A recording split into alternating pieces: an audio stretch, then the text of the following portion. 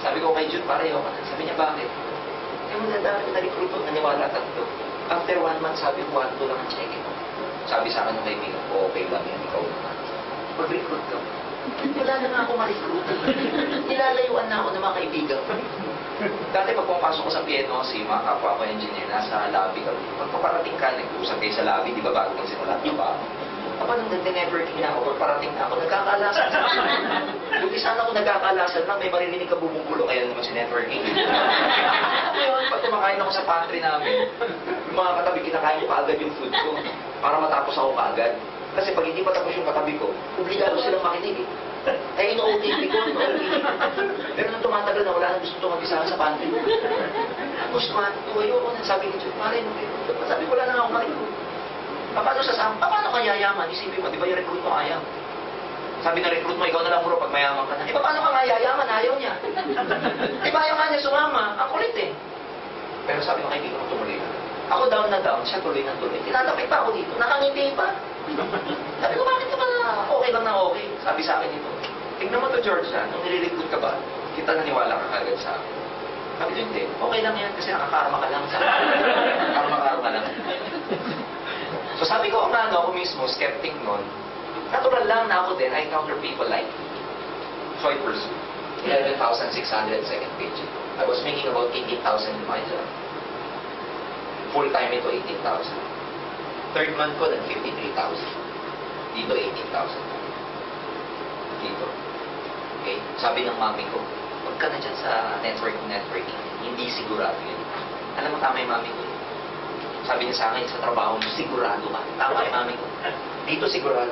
Dito hindi sigurado kasi the following month, 75. Following month, 81. Tapos 90. Tapos 100. Hanggang lumaki na lumaki. On my 11, hindi ako nag-graduate. Ito sigurado, 18,000 na 18,000. Ito, hindi sigurado. Tanungin ko kayo, ano gusto niyo? Sigurado, hindi sigurado? In the 11th month, I was able to buy my own car. Binalikan ko yung mga hindi naniwala sa akin. Gusto ko sagasaan. Hindi, binalikan ko para sa makita sa kanila, hey, look at me. Ito na yung sinasabi ko sa inyong network marketing. Then people started believing. Dahil naniwala sila may proof na ako, lalo nag-shoot up yung paycheck. Point, bakit ko sa inyo kinuwento ko, look at me, yung rejection ko. Ibig sabihin ko, ito yung kita ko several years ago. Wala sana ako sa harap nyo ngayon. I made more than 30 million in network marketing for the last 4 years. 2 condominium, 1 townhouse. 6 na sasakyan. I travel in the States every year together with my wife. Yung mga children ko may nag-aaral sa mga pinakamahal na eskwela sa atin. Wala akong boss. I own my time. I'm the captain of my own ship. I control my destiny. Now, do you think it's worth it na na-reject ako? Yes. But a lot of people in network marketing, especially in global, ang kapalit nito pangarap mo, so it's worth fighting for. When you do this is all about my dreams. Ganun na kasimple ang ano dito. Ang motivation dito. This is all about my dreams. So when people tell me, mag-quit muna ako, teka muna. Hindi ka nag-quit sa inyo. You're quitting getting your dreams. Hindi ba sasabihin sa akin, ang hirap nito, maglalayo muna ako sa inyo. Hindi ka naglalayo sa inyo. Naglalayo ka sa pangarap. So when you do not do this for your upline. Do not do this for your talent. Do this for your dreams. Para, ma-reject ka man, it's all worth it. Look at Colonel Sanders. At the age of 65, he retired as a colonel, army colonel. Naubos niya na yung pension niya. Nung na-invento niya yung recipe ng KFC, he has only about $100 in his pocket.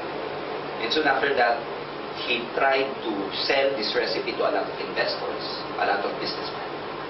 But those people did not believe him kasi at that time, marami ng fried chicken sa States. So why would I want to invest in your recipe when in fact, there's a lot of chicken outside better than your recipe?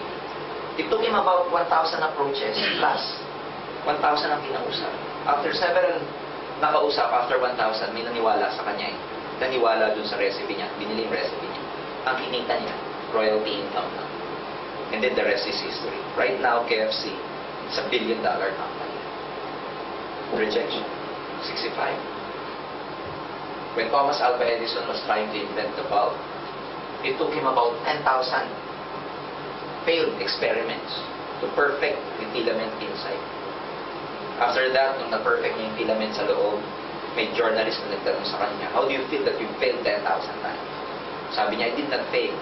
I learned that there are 10,000 filaments that cannot be made as a life valve. So how do you approach, how do you treat the rejections you encounter in life, in your business, in AIM Global? How do you treat the failure that you encounter here? How do you treat, kasi ipaprocess mo yung feelings yan, but you know, marami ka munang setbacks na mararanasan, but believe me, I've been here for the last 14 years, it's all worth it. So, ito yung fear ng marami. Pero para sa akin, ulitin ko, ang dami namin project dito sa Singapore. Well, i-announce ko na, katulad ng hindi ko in-announce kagabi. This coming August 28, 29, 30, 31, tentative. The owners of AIM Global, together with some 30 top earners from the Philippines, will be going here to Singapore to help you build your business. This coming 28, 29, 30. Magte-training sila, mag-OPP sila, mambabaliw sila, mag-NDO sila. So, you could just imagine lahat ng mga leaders, top earners doon, tuturuan kayo on how you run your business here in Singapore. And hindi nangyayari ng madalas because owners together with the top earners, supposedly, ang trip kasi nila Asian cruise. But we've converted into Singapore trip dahil meron namang Universal Studios dito. So part nito, pleasure, pero part nito, they will help the Filipinos, leaders here, para mag-build ng malaking network. At ang mga pupunta dito, yung mga nakikita nyo sa video, sila Joseph Ling, sila Hino Razon, sila Chris Fontana, together with some owners and the training team will be coming over. So, ang dami namin project dito, kaya nga, kung meron pa kayong duda, meron pa kayong, na cloud of doubts dyan sa mind ninyo, hindi lalabas yung full potential na yan. Second topic we discussed in the FU is that, when you do this business, please ask yourself, why are you going to do this in the first place? Dapat meron kang compelling reason why are you going to do this business. Mahirap hanapin tong compelling reason ito because for some, or most of you are already making good money in your job. For some, napupulfill niyo na yung mga pangarap niyo while you're in Singapore. But really, to survive in this business, to really have that staying power in this business, you must have a compelling reason why you're gonna do this. Because yung excitement level, na-excite ka, yayaman ka, magkakakotse ka, magkakabayad, etc., magiging financially free ka, yung excitement, merong shelf life yan, nawawala ang excitement level. After a while, pagka hindi na nyo kami kasama, after a while, pagka kayo mag-isa na lang sa bahay, after a while, pag nadadown kayo, ang kasama mo wala nang iba kundi yung sarili mo. So dapat, meron kang malalim na motivation at dahilan kung bakit nandito ka. Kasi kung wala kang malalim at dahilan, bakit nandito ka, madaling mag-quit. Kasi nakakapagod. Imbis na uuwi ka na pagkatapos ng office hours ninyo, mag-i-aim ka pa. Di ba nakakapagod? Marireject ka pa. Pagtatawanan ka pa ng iba. Yung iba, hindi lang ikaw i-reject, ikukutsain ka pa. Tama ba? So isipin mo kung wala kang malalim na reason, why are you gonna do this business? You'll never survive.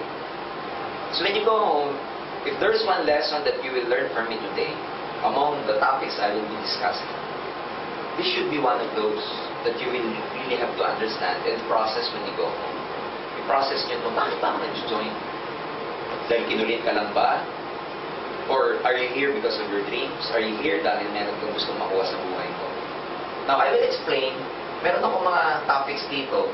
Bakit yung sinasabi na, normally, syempre, ako katulad ko, join ako sa networking kasi gusto ko makuha yung mga pangarap ko. Now, one of the reasons bakit nag-join ng tao, dapat na mag-join dito, is because of your dreams. Especially sa Philippines, dreams remain to be an elusive, idea to a lot of people. Lalo na sa atin. Ang pangarap dun sa atin, napakahirap makuha. So, kung meron mang dahilan kung bakit mag-join ko dito, isa dyan, dahil sa mga pangarap. Like ako, naging pangarap ko before, baguhin yung buhay namin, baguhin yung buhay ng mga magulang ko because I came from a very poor family, gusto kong bago yung buhay. So, laging yun ang nasa isip ko nung ginagawa ko yung networking ko. Kaya ma-reject man ako, may mga hindi man maniwala sa akin, it's okay. Kasi after all, I was doing this business, I was doing that business at the time because of my dreams. And why are you gonna do network marketing? Because this can be a very good vehicle for you to even reach your dreams faster. Because ang pinag-uusapan sa networking, what you can do for the next 10 years sa labas, probably in employment, you can do here in 1 to 2 years time.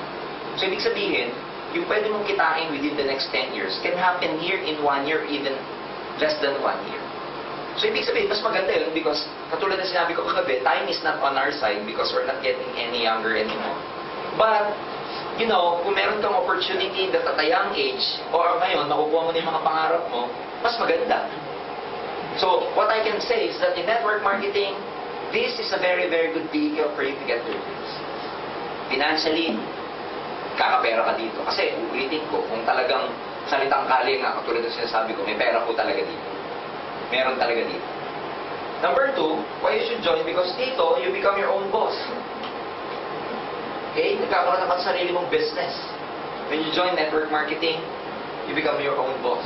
And, you know, you and I know that if you want to become financially free, you must become a boss of your own. You must have a business of your own. Unfortunately, hindi lahat ng tao nagkakaroon ng chance para magkaroon ng business. Like what I've said last night, tungkol dun sa 4 quadrants as stated by Robert Kiyosaki. Yung ESBI, di ba? Employment, self-employed, and business and investors. The most miserable people in the world belongs to the left side of the quadrant. And the most successful people in the world belongs to the right side of the quadrant. Now, to some people, it's very hard for them to even cross from this side of the quadrant to the right side of the quadrant. Why? And as we've discussed, it's not because of capital or investment. Kaya hindi makapag-business ang maraming tao.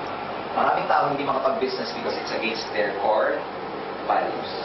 So it's all about that. Yung core values ng tao because, you know, bata pa tayo, ang mindset natin, go to school, get good grades, and go look for a good job. So job. So, by the time na 21 na tayo, ang core values natin actually is to work for someone else. Look what you hear. I had a friend last night, we nag-usap kami, isa yung sa mga barkada ko ng college. Yung anak niya, PR na rin siya dito, permanent resident, nag-aaral na yung anak niya rito. And isa sa mga educational system na tinuturo daw dito sa school, ewan ko kung pare-pareho sa inyo with your kids, is that sa school daw ng anak niya, medyo pinupush, ini-inculcate sa mind ng mga bata yung factor na mag-business. Ewan ko, tama ba? Tama ba dito? Tinuturuan daw. Entrepreneurship. Oo, di ba? Tinuturuan daw. Na, kung titignan mo, bakit progressive ang Singapore? Kasi bata pa lang, ang mindset, mag-negosyo.